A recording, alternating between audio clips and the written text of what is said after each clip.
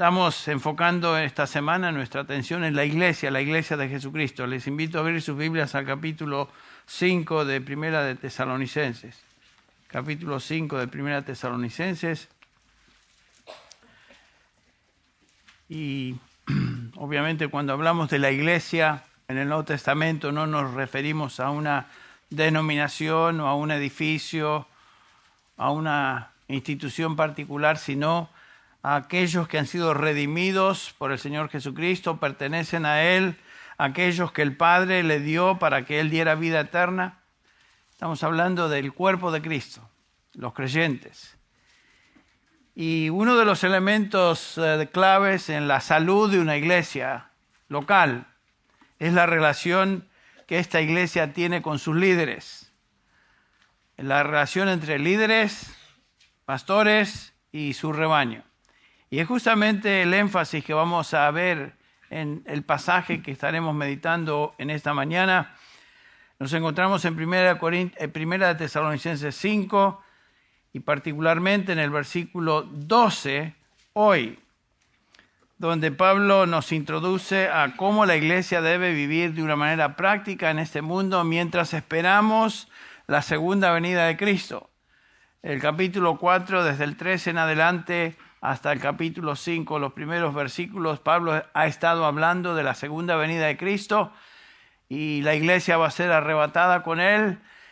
Y por supuesto la iglesia anticipa la segunda venida de nuestro Señor, pero entre tanto estamos aquí, en esta tierra.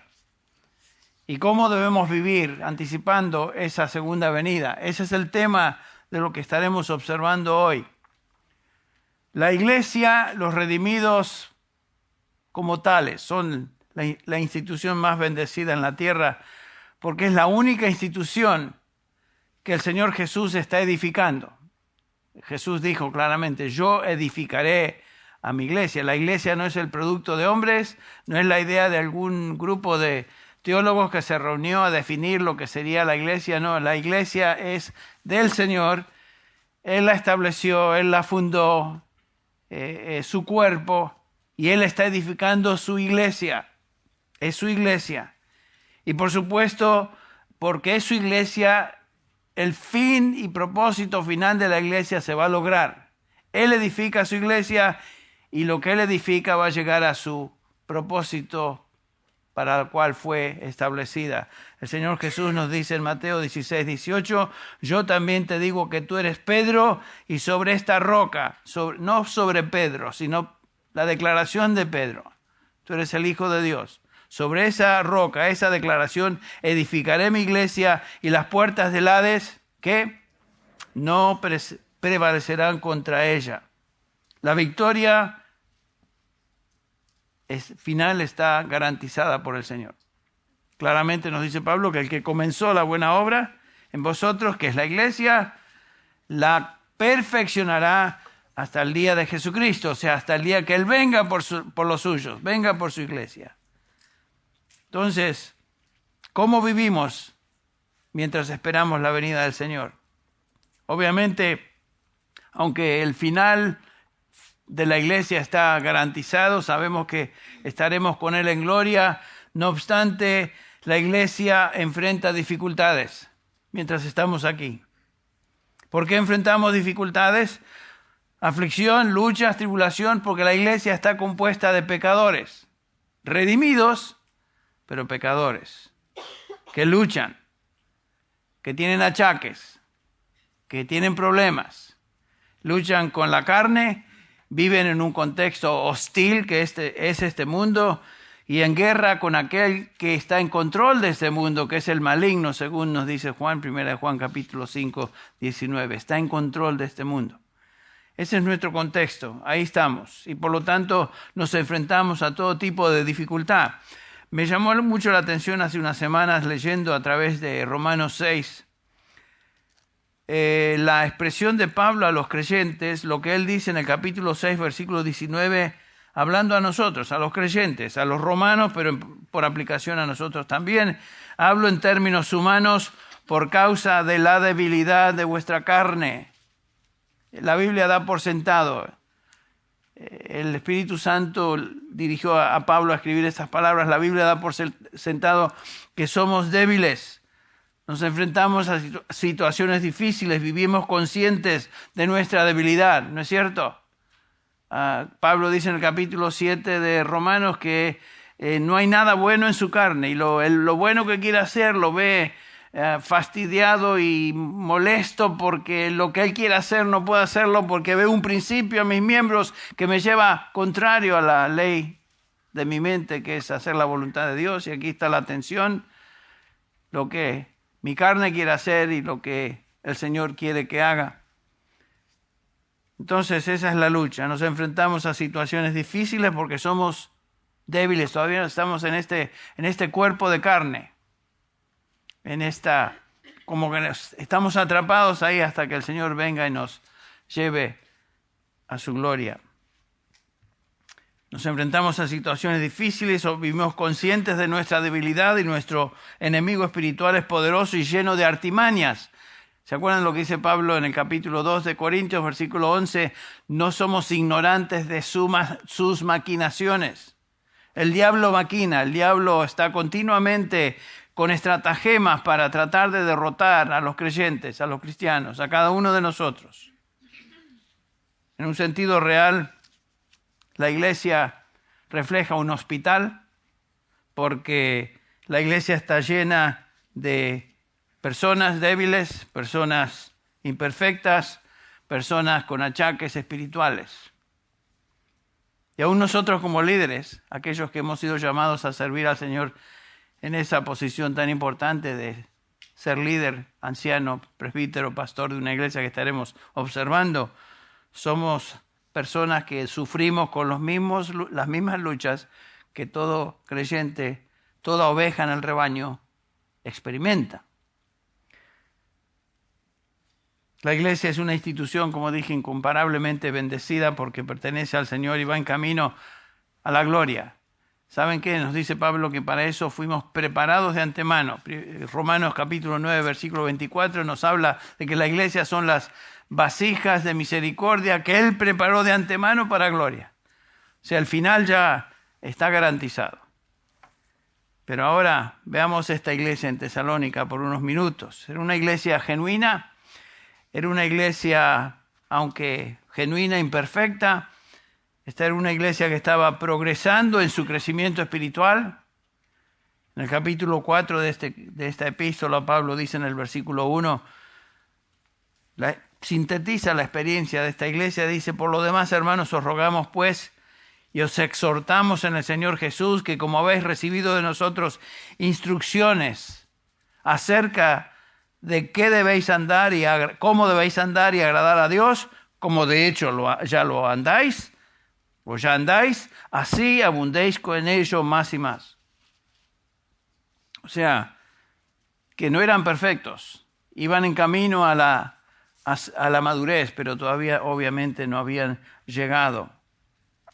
Pablo les anima entonces a proseguir en su peregrinaje de santificación y abundar aún más, aún más. No es que no había problemas, como veremos, pero en general la iglesia gozaba de salud, estaba creciendo, iban en camino correcto, iban en camino y demostraban vidas santificadas, esperaban la segunda venida del Señor y vivían tratando de agradarle en el presente. En un sentido, podemos ver que esta iglesia de Tesalónica era paralela, similar a nuestra congregación, aquí en Grace, que es la congregación que más conozco.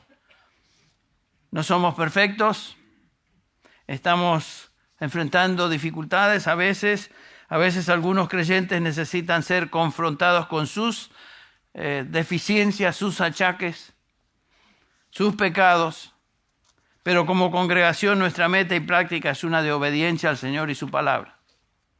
En un sentido es una iglesia sana, pero una iglesia que como toda iglesia sobre esta tierra tiene momentos de dificultad. Estamos edificándonos unos a otros, pero debemos continuar en esa dirección. Y en el versículo 11, Pablo nos exhorta a eso. Cuando llegamos al versículo 12 de este capítulo 5, Pablo comienza una serie de exhortaciones que tienen que ver con la relación entre los líderes y su congregación. Esa es la relación de un pastor con su rebaño. Es una relación crucial, vital en la vida de una iglesia local. La relación saludable entre líderes de la congregación y los creyentes de esa congregación garantiza el crecimiento y madurez de la iglesia. Si los pastores y las ovejas no llevan a cabo sus funciones como tales, la iglesia no puede crecer, la iglesia va a ser inmadura. Tristemente, la mayoría de las iglesias en el mundo se caracterizan por inmadurez, porque se ha violado los principios que la Biblia, el Nuevo Testamento, claramente establece en cuanto a quiénes deben ser pastores y ancianos. En particular hoy quisiera dirigirme a pastores porque no sé cuántos pastores tenemos, tuvimos un buen número en el primer servicio y tenemos otros aquí hoy. El sermón es para todos, hermanos, no piensen que es para los pastores. Pero en particular quisiera enfatizar o pensar en las responsabilidades de los pastores. ¿Qué es lo que un pastor debe hacer? ¿Qué son sus responsabilidades para los que están bajo su ministerio? Bueno, el versículo 12 nos responde a esa pregunta, el versículo 12 de este capítulo. Pero os rogamos, hermanos, que reconozcáis a los que con diligencia trabajan entre vosotros y os dirigen en el Señor y os instruyen.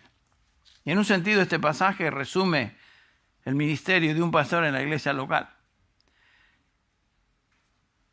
El Nuevo Testamento hace mucho hincapié en los líderes de una iglesia.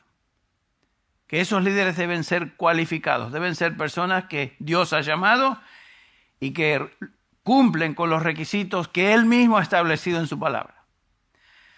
Por ejemplo, desde el comienzo, la iglesia comienza allá en el capítulo 2 de Hechos de los Apóstoles. La iglesia vino el Espíritu Santo sobre ellos.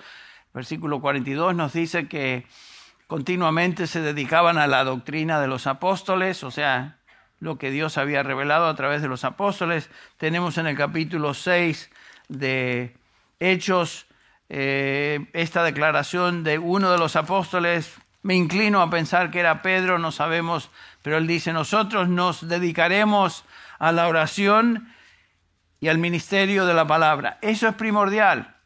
Eso no puede pasar a segundo plano. Muchos ministerios pueden ser llevados a cabo por los santos de la iglesia, los creyentes, pero no todos pueden enseñar y ser aptos para enseñar como es el llamado de Dios para aquellos que dirigen la iglesia. Por eso es tan importante su papel. Hay 4 palabras que nos definen a un líder en la iglesia en el Nuevo Testamento. 4 palabras. La primera de esas palabras es anciano. No está hablando acá de edad, aunque sí entra en juego. Yo ya me estoy pareciendo más y más a un anciano literal. Pero esa es la traducción del término griego presbíteros o presbúteros. Esta palabra enfatiza el aspecto de madurez, sabiduría espiritual que debe caracterizar a un líder. Las características de un líder se subrayan en el capítulo 3 de 1 Timoteo, Tito 1. Hay otra palabra que habla de un pastor o líderes de una congregación. La segunda palabra es obispo. Es la traducción de la palabra episcopos en griego. Este término lleva la idea de supervisar, también de tener autoridad sobre la iglesia. Esto nos enseña que un hombre que está al frente de la iglesia no solo se caracteriza entonces por madurez espiritual, sino que también supervisa, tiene autoridad espiritual sobre los creyentes. Una tercera palabra que encontramos en el Nuevo Testamento para referirse a un líder es la palabra, que esta es más familiar a todos nosotros, es la palabra pastor. Pastor es la traducción del término griego poimen y por supuesto enfatiza la responsabilidad de un pastor, que es alimentar y proteger al rebaño. Es obvio eso. Finalmente encontramos la palabra dirigente. Dirigente, por ejemplo, los que dirigen, los que guían, dice Hebreos 13:7. Acordaos de vuestros guías que os hablaron la palabra de Dios, considerando el resultado de su conducta, imitad su fe. Detrás de esta palabra dirigente está la idea de proveer discernimiento, dirección espiritual a la iglesia. Entonces noten, si unimos, recopilamos el sentido de cada uno de esos 4 términos, un hombre llamado al ministerio pastoral es un hombre caracterizado por madurez, sabiduría, supervisión, autoridad espiritual, y es uno que alimenta y protege a las ovejas y les guía. Este es un líder dentro de la iglesia en el Nuevo Testamento.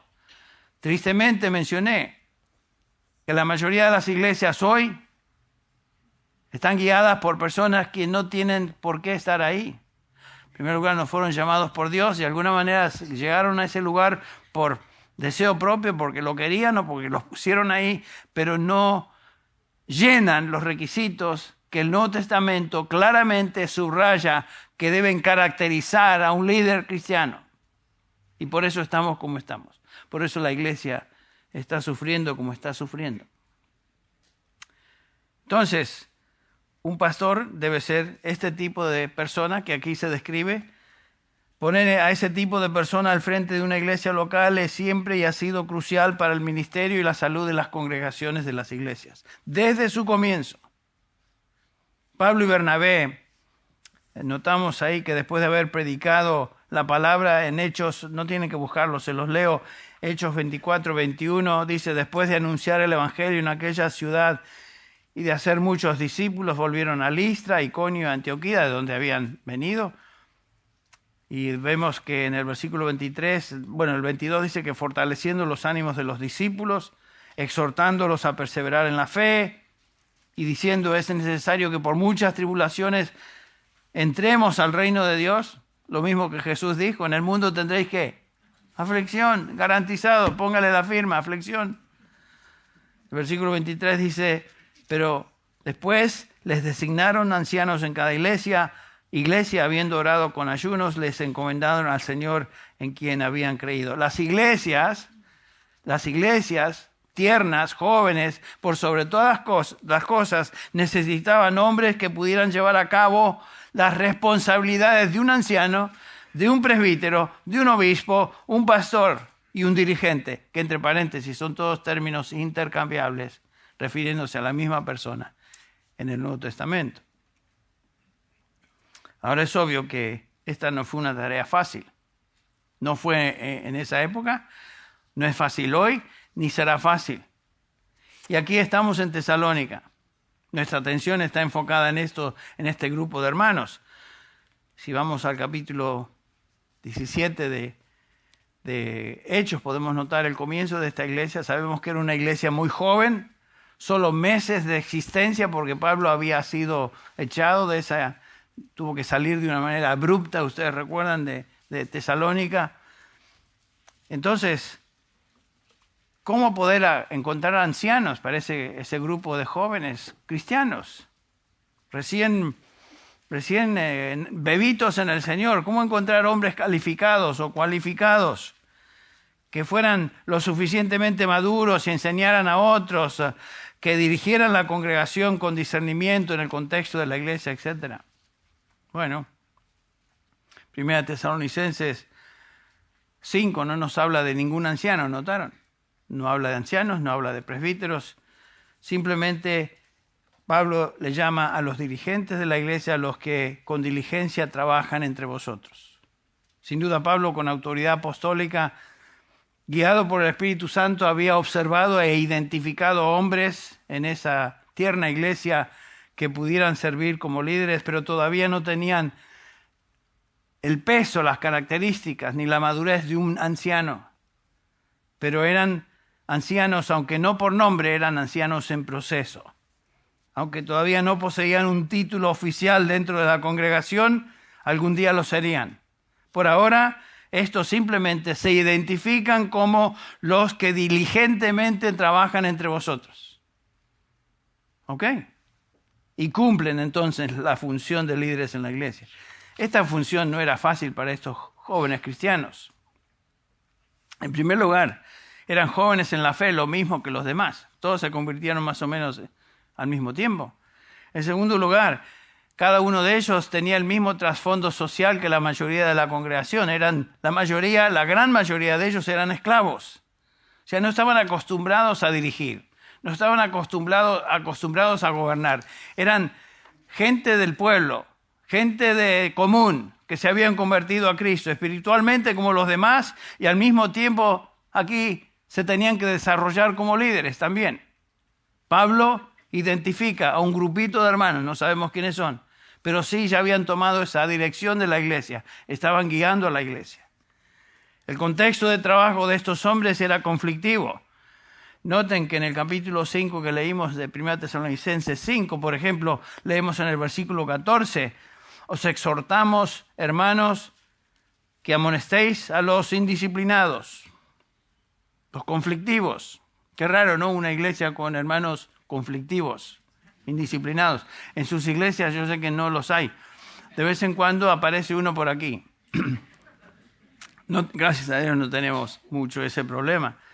Pero siempre en una iglesia hay problemas. Y había problemas en esta iglesia en Tesalónica también. El versículo 15 dice, mirad que ninguno devuelva a otro mal por mal, sino que procurar siempre lo bueno los unos con los otros, para con todos, etc. Había sin duda cierto conflicto. Y en gran parte, ¿cuál era la solución? Bueno, en gran parte la solución tenía que ver con la relación saludable de esos líderes con el resto de los hermanos. Y por esta razón Pablo exhorta a estos creyentes, a todos en la iglesia, líderes y rebaño, a cumplir con sus responsabilidades. Y Pablo comienza entonces primero, como debería hacer, a exhortar a los líderes, no imponiendo su autoridad apostólica sobre la iglesia, sino simplemente apelando a los creyentes y les dice en el versículo 1, os rogamos, hermanos. Noten que él como apóstol pudiera haber dicho, señores, soy el apóstol Pablo, esto es lo que mando, así que se cuadran delante mío y obedecen. No, dice, os rogamos, tiernamente. Es un pedido de un amigo. En el capítulo 4, versículo 1, también usa la misma expresión. Por lo demás, hermanos, os rogamos. Noten que en la iglesia los pastores, aunque tienen todas estas características y gobiernan, no son los jefes. El Nuevo Testamento no nos da la idea de jefes que dirigen y dictatorialmente dicen a la gente qué hacer y qué no hacer, cómo vestirse, cómo no vestirse, con quién casarse, qué auto comprar, etc. Esas son tonteras. La única autoridad que tenemos es la autoridad de la palabra de Dios y no nos salimos de ese marco. Porque si nos salimos de ahí, ya no tenemos autoridad. Como veremos, la autoridad es delegada. Pero veamos primero la primera característica o responsabilidad de un pastor, según Pablo aquí en este pasaje. Noten que dice que trabajan entre los creyentes. Versículo 12 otra vez. Os rogamos, hermanos, que reconozcáis a los que con diligencia trabajan entre vosotros. Esa palabra trabajar, que la vemos en tantos versículos, aquí en este versículo es la palabra kopiao, que conlleva la idea de trabajar con esfuerzo máximo, o sea, no así livianitamente, sino trabajar hasta sudar. Y Pablo dice que los que trabajan de esta manera, laboran, transpiran, se esfuerzan en esta responsabilidad. La congregación es la esfera, el contexto donde estos trabajan. Él es un pastor íntimamente relacionado con sus ovejas, el que trabaja.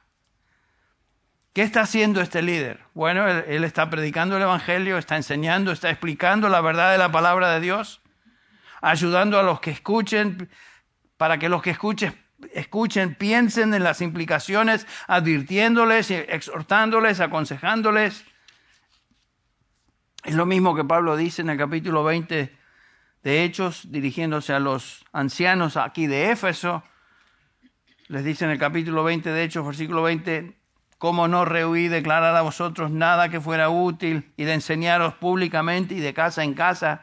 Noten que la enseñanza no se limita simplemente a un púlpito, sino que públicamente, de casa en casa. Versículo 27, no rehuí declarar a vosotros todo el propósito de Dios. O sea que la base de la enseñanza siempre es la palabra de Dios, la revelación de Dios en la Escritura. Pero es un ministerio esforzado el de Pablo, y él da su ejemplo. Constantemente entre las ovejas. Este es el trabajo, esta es la labor de todo siervo de Dios, que él llama a su iglesia. Vamos un segundo ahí a 1 Tesalonicenses 2, capítulo 2, versículo 9.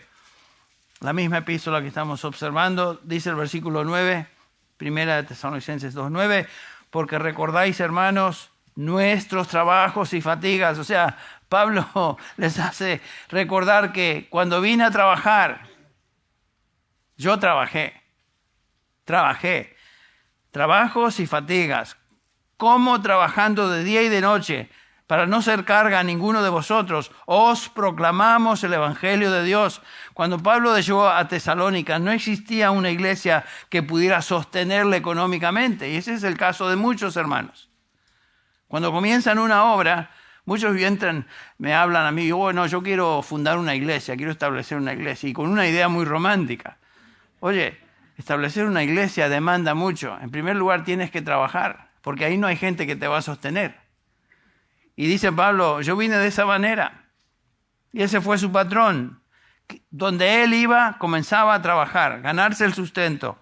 En Éfeso vemos lo mismo. Éfeso, me refiero ahora a Hechos 20-24. Pero cuando llega a Éfeso, le dice a los ancianos de Éfeso en el versículo 34, vosotros sabéis que estas manos me sirvieron para mis propias necesidades y las necesidades de los que estaban conmigo. O sea, Pablo trabajó. Versículo 35, en todos mostré que así, trabajando, debéis ayudar a los débiles. ¿Qué era su trabajo? ¿Qué hacía Pablo? ¿Era plomero? ¿Era carpintero? ¿Era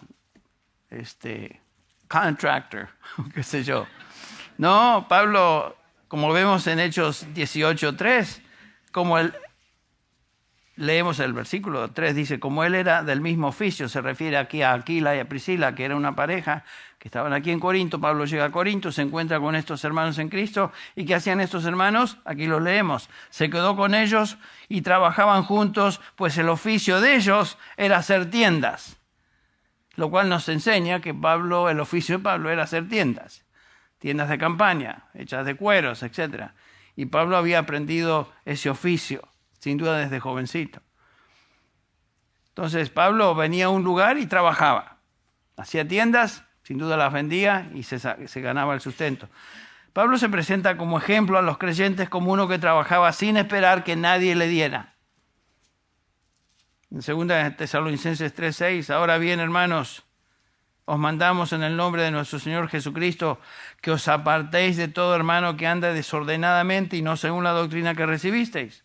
Versículo 7, pues vosotros mismos sabéis cómo debéis seguir nuestro ejemplo. Otra vez se pone como ejemplo.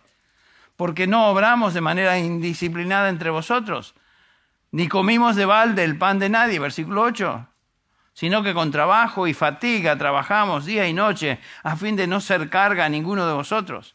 O sea, el pastor es uno que trabaja. Y aquí, en el caso de Pablo, diligentemente, es un ejemplo a otros en su trabajo. Este fue un ejemplo de Pablo a los demás. Su trabajo esforzado entre los creyentes les enseñaba también a que ellos sean esforzados en sus propias tareas y trabajos. El versículo 7 dice que él no actuaba de una manera indisciplinada entre ellos, en otras palabras, viviendo de arriba, para recibir. Qué diferente a muchos hoy que viven para extraer hasta la última gota de recurso económico de aquellos que supuestamente reciben su ministerio. La única manera de ser productivo, sin embargo, es ser disciplinado en el trabajo y esforzándonos, poniendo horas y energías de trabajo. El éxito del ministerio es el resultado del trabajo sacrificado para el bien de otros. Un pastor fiel, como vemos en el caso de Pablo, es uno llamado no que se aparece el domingo y da un mensajito y es todo lo que hace. Mucha gente piensa que el pastorado es eso. Qué trabajo fácil. Vas el domingo, hablas por una hora, media hora, qué sé yo qué, y se acabó. Vas a casa el resto de la semana, vacation. No es así. El trabajo, el ministerio demanda mucho y no vamos a hablar ahora de todo lo que demanda, pero el punto es que Pablo estaba consciente de lo que demandaba el ministerio y el propósito de ese ministerio, Colosenses 1:28. A él nosotros proclamamos, hablando de Jesucristo, amonestando a todos los hombres y enseñando a todos los hombres que con toda sabiduría, a fin de poder presentar a todo hombre perfecto en Cristo. Esa es la meta. Esa es la meta.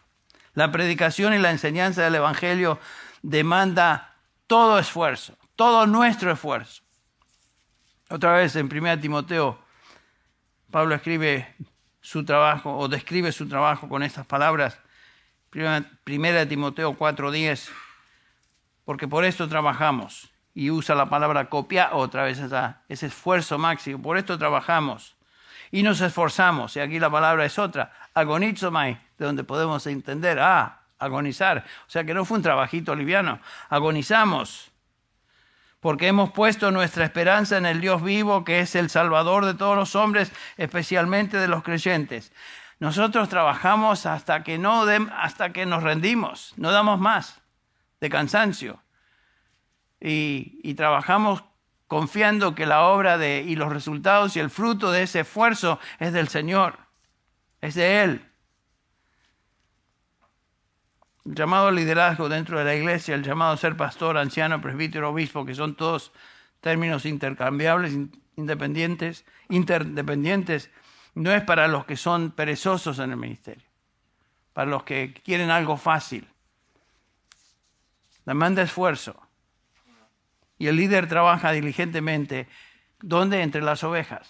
En segundo lugar, que notamos que Pablo subraya en este pasaje, segunda responsabilidad que él subraya es de ejercer autoridad sobre la congregación. Versículo 12 otra vez. Y os dirigen en el Señor, al final del versículo.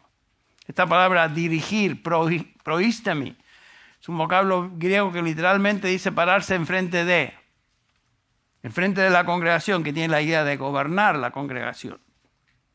Es la idea de pararse para dirigir. Esta persona es la que dirige, gobierna la iglesia. ¿Por qué? Porque tiene autoridad. Y Pablo utiliza esta palabra 4 veces en la instrucción a Timoteo, 1 Timoteo 3, 4, versículo 5, versículo 12, capítulo 5, versículo 17, que habla o es una referencia al carácter y deberes de un líder en la iglesia. Gobierna bien su casa, gobierna sobre sus hijos, gobierna en la iglesia. O sea, tiene autoridad, es respetado. Y la autoridad de un pastor es la autoridad delegada por el Señor. Un pastor simplemente representa a aquel que lo puso en el ministerio, que es el pastor de pastores. Es lo que Pedro expresa en 1 Pedro 5:1, comenzando ahí en el versículo 1. Por tanto, dice Pedro, a los ancianos entre vosotros, exhorto yo, anciano como ellos y testigos de los padecimientos de Cristo y también participantes de la gloria que ha de ser revelada.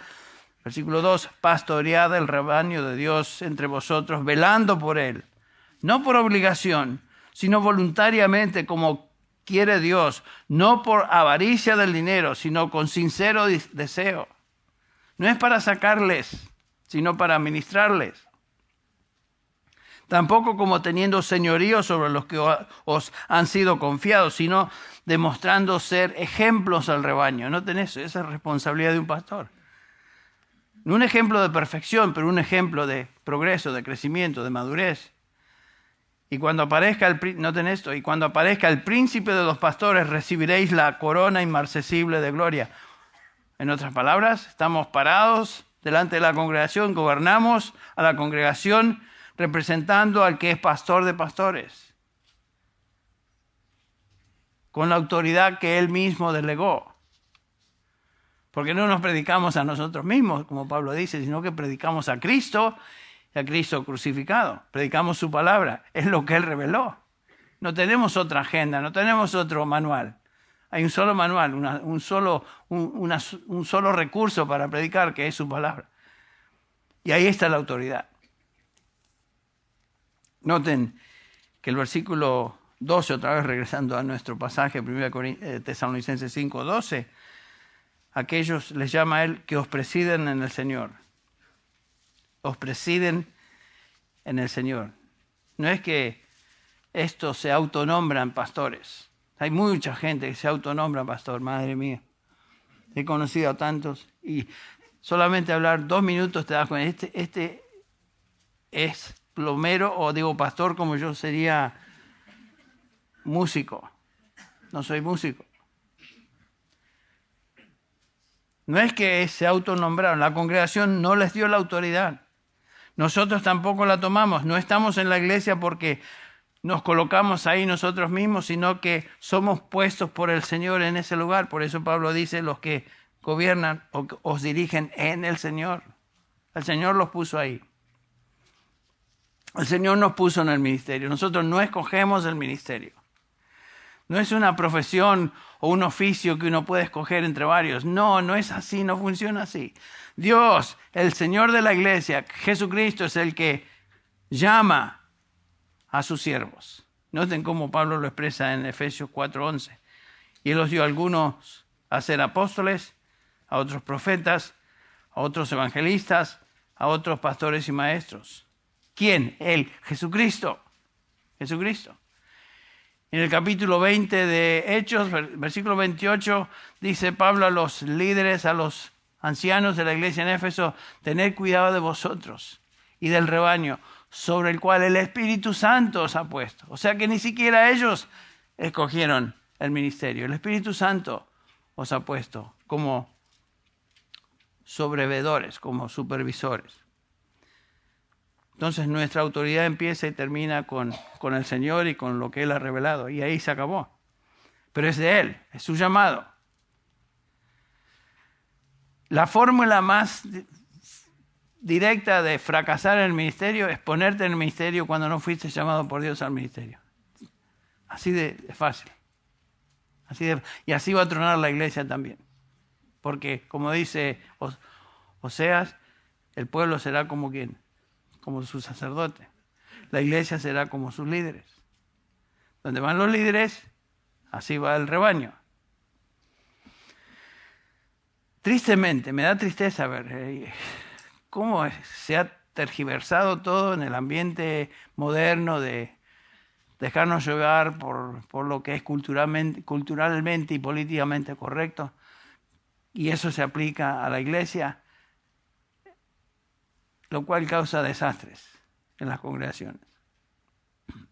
Siempre recuerdo una mujer que era puertorriqueña, creo, y me dice después de una conferencia, oye, pastor, porque habla muy así, todo, fíjate que yo tengo un problema en la iglesia. Y le digo, ¿y tú quién eres? Yo soy la pastora de la iglesia. Y yo inmediatamente, bueno, ahí está el problema. ¿Cómo pastora de la iglesia? No existe tal descripción en el Nuevo Testamento. No hay pastoras. ¿Entendieron, hermanas? No hay pastoras.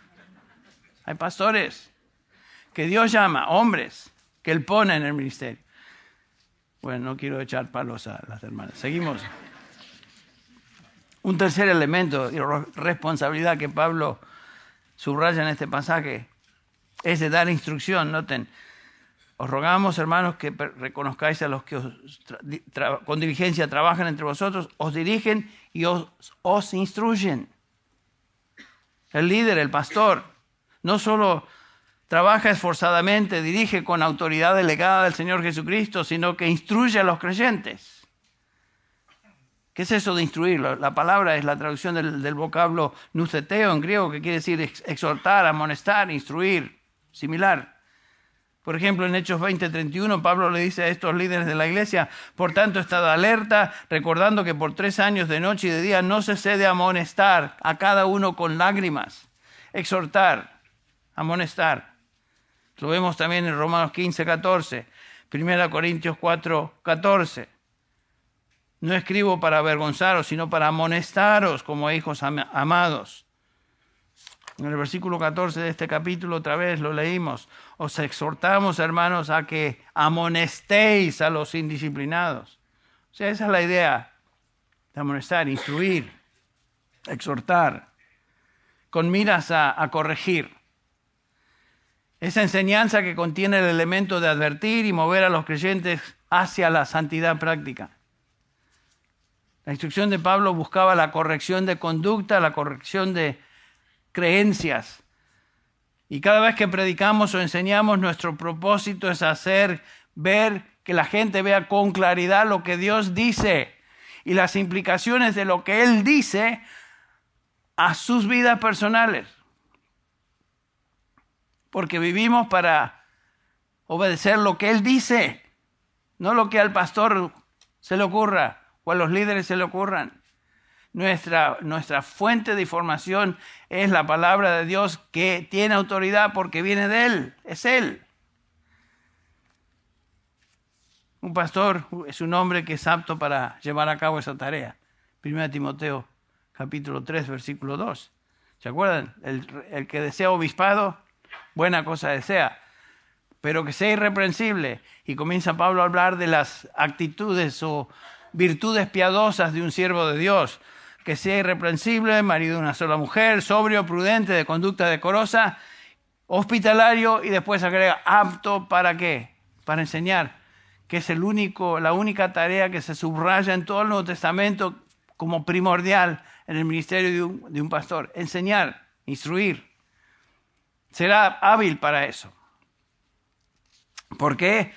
Bueno, primero Tito 1. Tito 1 nos da la respuesta, por ejemplo, por lo menos nos brindas luz en cuanto a la respuesta. ¿Por qué debe ser apto para enseñar? Bueno, Tito 1:9 dice, reteniendo la palabra fiel que es conforme a la enseñanza, para que sea capaz también de exhortar con sana doctrina y refutar a los que contradicen. Noten, exhortar por un lado, que es enseñar positivamente, y el aspecto negativo de la enseñanza es refutar. O sea, el ministerio de enseñanza incluye ambos. Enseñar, instruir, pero también refutar a lo que está torcido. Pero para saber lo que está torcido y refutar con la verdad, tenemos que estar empapados, conocer la verdad. De tal manera que cuando se escucha algo falso, ¡pum!, se prenden las luces y dicen, no, eso es falso. Eso no se puede tolerar. No se puede tolerar. Una de las virtudes de esta conferencia, siempre, pero particularmente en esta última conferencia, el énfasis de la iglesia, es que nos ayuda a ver la importancia de enseñar la sana doctrina y conocerla de tal manera que podamos instruir y al mismo tiempo refutar lo que es falso. Lo que es falso, porque la iglesia está saturada de información errónea, falsa. Bueno, ¿con qué fin debemos hacer eso? Pablo dice que como hombres de Dios, que escogió el Señor a estos hombres, versículo 12 de Efesios 4 dice, a fin de capacitar a los santos para la obra del ministerio, para la edificación del cuerpo de Cristo. ¿Cómo somos edificados? ¿Cómo crecemos en santidad? Por medio de la enseñanza de la palabra, por medio de la palabra de verdad. Y esta enseñanza no es el resultado de un sermón o de un mensaje que escuché. Es el resultado, uno madura y es santificado en la palabra de Dios, en ese continuo proceso sistemático y paciente de instrucción de la palabra de Dios. Algunos se preguntaban o hacían el comentario, ayer escuché eso, ¿cómo es que tanta gente acá, 1000 voluntarios más o menos tuvimos para la conferencia, trabajan con alegres, nunca hacen muecas, nunca se enojan, y están ahí con una actitud muy amigable, y qué gusto ser servidos de esa manera? Bueno, eso no es el resultado de la casualidad, no es el resultado que se les digo, saben que ustedes pongan buena cara y a servir. No, es el resultado de haber sido enseñados y el resultado de que simplemente hoy exhiben la obra de santidad que el Espíritu Santo está llevando en sus vidas porque han estado familiarizados y bajo el ministerio continuo de la palabra de Dios en este contexto. Estoy hablando tanto de americanos como de nuestra iglesia hispana.